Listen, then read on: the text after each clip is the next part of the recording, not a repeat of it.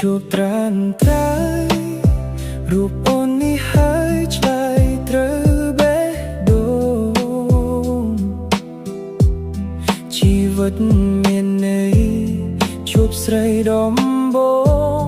ធ្លាក់ក្នុងអានលងនៃស្នាមញញឹមវងភ័ក្រចរណៃធ្វើឲ្យចិត្តបងរំភើបរាល់យប់ថ្ងៃ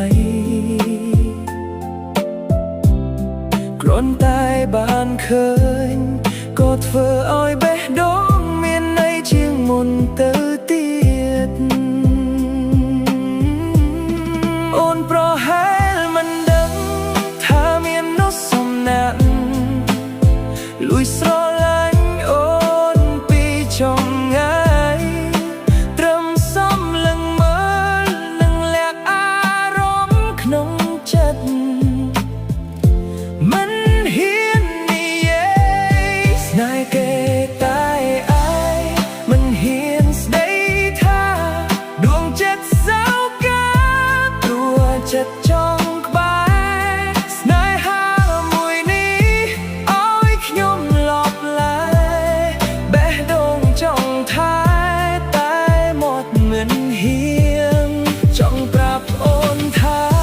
បងស្រឡាញ់អូនតាំងពីថ្ងៃដំបូងដែលយើងបានជួបគ្នាភ័ក្រអូនស្រស់ស្អាតប្រកាយជីវ៉ាសុំភ្នែករៀមរាចិត្តបងសង្ឃឹមជុំពាក្យស្នេហ៍អូនបងចង់ចេញត្រឹមប្រស្នាមញញឹមឲ្យអូនរាល់ថ្ងៃបើមានឱកាសបងសុំធ្វើជាមនុស្សដែលមើលថែអូនពេលអូនអស់កម្លាំងពេលខ្លះបេះដូងចង់ប្រាប់អូនគ្រប់យ៉ាងតែខ្លាចថាពាក្យស្នេហ៍មិនធ្វើ